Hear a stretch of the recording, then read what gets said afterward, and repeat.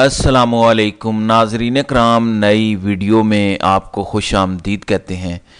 वकला तहरीक जिसके बारे में बहुत सारे लोगों का ये ख्याल था कि ये 26वीं तरमीम से पहले शुरू हो जानी चाहिए थी, वो शुरू नहीं हुई। 27वीं तरमीम आई, उसकी वजह से बहुत सारे जजेज़ ने इस्तीफ़े दिए। मज़ीद के इस्तीफ़े अभी पाइपलाइन में हैं, अगले हफ्ते मज़ीद इस्तीफ़े आ सकते हैं।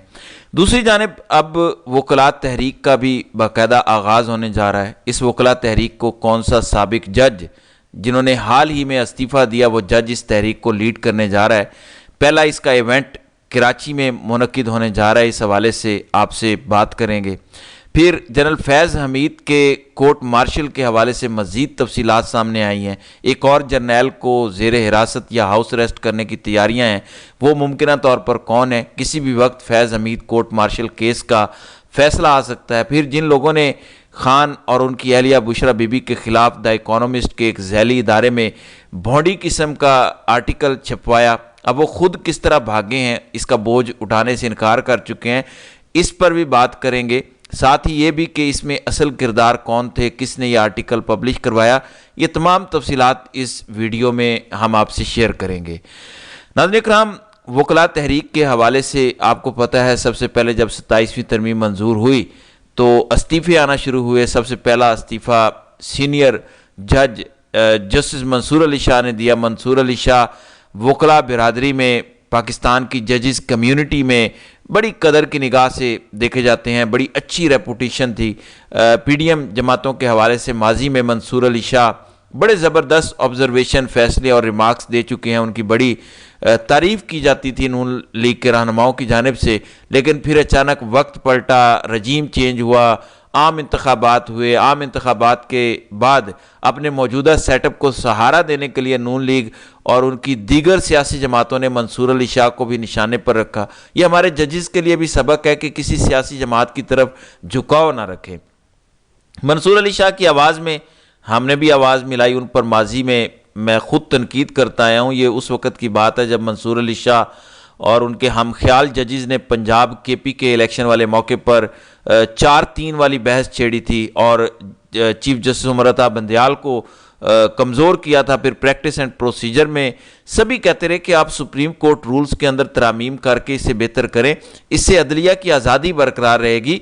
पार्लियामेंट को ये कानून साजी ना करने दें कि सुप्रीम कोर्ट में काम कैसे होगा। लेकिन इन जजेस ने यह बात नहीं मानी और कहा कि पार्लियामेंट सुप्रीम है, पार्लियामेंट कोई भी कानून बना सकती है, भौंडे से भौंडा कानून भी बनाने का इख्तियार पार्लियामेंट को हासिल है। ये वो गैर ज़रूरी एनर्जी बूस्टर थे जो इन जजेस ने पार्लियामेंट को लगाए और उसके बाद ये जजेस उसी का निशाना भी बने। अब मंसूर अली शाह रिटायर हो चुके हैं, हमने तो यही कहा कि उनको सिस्टम के अंदर रहकर मुज़ाहमत करनी चाहिए और इसके लिए भरपूर आवाज़ उठाते रहे, लेकिन उन्होंने इस्तीफ़ा दे दिया। इस्तीफ़ा देने के बाद अब वकला तहरीक का बाकायदा आगाज़ होता दिखाई दे रहा है और जस्टिस मंसूर अली शाह उसमें एक अहम किरदार अदा करने वाले हैं। मुमकिन तौर पर जस्टिस अतर मिनल्ला भी इसमें शामिल हो सकते हैं, लेकिन इब्तदाई खबर यह है कि जस्टिस मंसूर अली शाह मुस्ताफ़ी होने के बाद अपना पहला खिताब कराची में वकला बिरादरी से करेंगे। कराची ने मंसूर अली शाह के शानदार इस्तकबाल का फ़ैसला किया और मंसूर अली शाह अपने खिताब में आइन को बहाल करो तहरीक का नारा लगाएंगे। तो ये वकला तहरीक है जिसका इंतज़ार बहुत सारे वकला हजरात को था। अब मंसूर अली शाह को भी नहीं कह सकते कि ये इमरान खान के हामी हैं, क्योंकि ये वही मंसूर अली शाह हैं जिन्होंने 2023 में इमरान खान को भगोड़ा सियासतदान कहा था, पार्लियामेंट से भागा हुआ सियासतदान करार दिया था जब सुप्रीम कोर्ट में नैब तरामीम केस की समाअत हो रही थी। फिर 2022 में जस्टिस अतर मिनल्ला जब chief justice Islamabad high court थे तो वो पीटीआई पर दबाव डालते रहे कि आप अपने इस्तीफ़े वापस लें और पार्लियामेंट में जाकर अपना किरदार अदा करें। 2023 में मंसूर अली शाह ने खान को पार्लियामेंट से भागा हुआ सियासतदान कहा। 2024 में काजी ने पीटीआई से बल्ले का इंतखाबी निशान छीना और 2025 में जस्टिस सरफराज डोगर पीटीआई के रहनुमाओं को ये हिदायत देते रहे कि आपने कहाँ प्रेस कॉन्फ्रेंस करनी है, कहाँ नहीं करनी। बहरहाल हमने ये तो देखा है कि जो जज सियासी जमातों पर इस तरह की कदगन लगाने की कोशिश करते हैं, फिर हमारी आंखों के सामने जो उनके साथ होता है वो सबको पता है। بہرحال منصور علی شاہ نے اب ایک تگڑی تحریک چلانے کا ارادہ باندھ لیا ہے۔ دیکھنا یہ ہے کہ کیا وکلاء برادری منصور علی شاہ کے ساتھ کھڑی ہوتی ہے یا وکلاء برادری ایک بار پھر پلاٹس کے لالچ میں حکومت کے ساتھ شامل ہو جاتی ہے۔ اس وقت آپ کو پتہ ہے نئے وکلاء کی تقرریاں ابھی ہونی ہیں اور بھی بہت سارے لوگ بھرتی ہوں گے، بہت سارے وکیلوں کو موقع ملے گا۔ 2024 میں منیر کاکڑ نے یہ الزام لگایا تھا کہ اعظم نذیر تارڑ جو وفاقی وزیر قانون ہے، مختلف وکلاء تنظیموں کے ساتھ، بار ایسوسی ایشنز کے ساتھ، بار کونسلوں کے ساتھ انہوں نے رابطے کیے، انہیں یقین دہانیاں کرائیں کہ آپ کے لوگوں کے ہم ججوں کی جو خالی اسامیاں ہیں وہاں اکوموڈیٹ کریں گے۔ ان کی سیویز لی گئیں، پلاٹوں کے لالچ دیے گئے، جس کے بعد وہ الیکشن جیتنے میں کامیاب ہوئے۔ تو یہ الزامات وکلاء برادری کے اندر سے بھی ان کے اپنے ہی بھائیوں نے لگائے ہیں۔ تو اب دیکھنا یہ ہے کہ کیا وکلاء حضرات کالے کوٹ والے جنہوں نے پرویز مشرف کے خلاف وکلاء تحریک چلائی تھی، کیا وہ ایک بار پھر یہ تحریک چلانے میں کامیاب ہوتے ہیں؟ یہ بھی ذہن میں رکھیں کہ اس وقت یہ بھی کہا گیا کہ وکلاء تحریک کو اس وقت کے آئی ایس آئی کے لوگوں نے سپورٹ کیا تھا۔ وکلاء کے اندر سے بھی بہت سارے لوگ یہ الزام لگاتے ہیں۔ آج آپ دیکھیں تو آئی ایس آئی والے بھی خلاف ہیں، فوج بھی خان کے خلاف ہے۔ تحریک ساری اگر چلنی ہے تو وہ اپنے زور پر، اپنے بل بوتے پر چلے گی۔ دیکھنا یہ ہے کہ کیا وکلاء اپنے طور پر آئین و قانون کی بالادستی کا یہ مقصد پورا کر سکتے ہیں، یہ بیڑا اٹھا سکتے ہیں؟ کیا اسٹیبلشمنٹ کی طاقت یا خفیہ ایجنسیوں کی سپورٹ ہو تو ہی اس ملک میں وکلاء تحریک چل سکتی ہے؟ ویسے نہیں چل سکتی۔ کیا ہر چیز کو ہماری اسٹیبلشمنٹ اور حساس ادارے کنٹرول کرتے ہیں؟ یہ بہت بڑا سوال ہے۔ ماضی کو اگر دیکھا جائے تو یہ چیز ثابت ہوتی ہے کہ وکلاء تحریک بھی ہمارے بھائی لوگوں کی اجازت اور ان کی مرضی کے بغیر نہیں چل پائی۔ اب یہ ایک بڑا امتحان ہے وکلاء برادری کے لیے۔ 3.5-4 لاکھ وکیل پورے پاکستان میں ہیں۔ کیا ان میں سے کوئی 20-25 ہزار وکیل بھی ایسا نہیں ہوگا جو آئین کے بالادستی کی یا قانون کی حکمرانی کے لیے اس تحریک میں شامل ہو؟ دیکھنا ہے کہ آگے مزید کون کون سے جج اس وکلاء تحریک میں شامل ہوتے ہیں۔ منصور علی شاہ آن بورڈ ہو چکے ہیں، مجھے پورا یقین ہے کہ اطہر من اللہ بھی اس میں شامل ہوں گے۔ پھر ممکنہ طور پر اس تحریک میں اگر اسلام آباد ہائی کورٹ کے 5 ججز استعفیٰ دے کر شامل ہوتے ہیں تو پھر اس میں بڑا وزن پیدا ہو جائے گا۔ دوسری جانب فیض حمید کے حوالے سے میں نے آپ کو کچھ تفصیلات شیئر کی۔ اس وقت یہ خبریں گردش کر رہی ہیں کہ فیض حمید کے کورٹ مارشل کا فیصلہ کسی بھی وقت جاری ہو سکتا ہے۔ فیض حمید کے ساتھ ساتھ اب خبر یہ ہے کہ ایک اور ریٹائرڈ جرنیل کا نام بھی پاسپورٹ کنٹرول لسٹ میں ڈالا جا رہا ہے، اور یہ بھی کہا جا رہا ہے کہ ان کو ممکنہ طور پر ہاؤس اریسٹ کیا جا سکتا ہے۔ دفاعی معاملات کو قریب سے دیکھنے والے صحافی یہ خبریں دے رہے ہیں۔ زاہد گشگوری شروع دن سے اس معاملے کو کافی قریب سے دیکھ رہے ہیں۔ ان کی جانب سے یہ کہا گیا کہ کسی بھی وقت، ویسے انہوں نے ایگزیکٹ 20 نومبر کی تاریخ دی ہے، لیکن کچھ لوگ یہ کہتے ہیں کہ 18 یا 19 کو بھی یہ فیصلہ آ سکتا ہے۔ ان کا ٹرائل مکمل ہو چکا ہے۔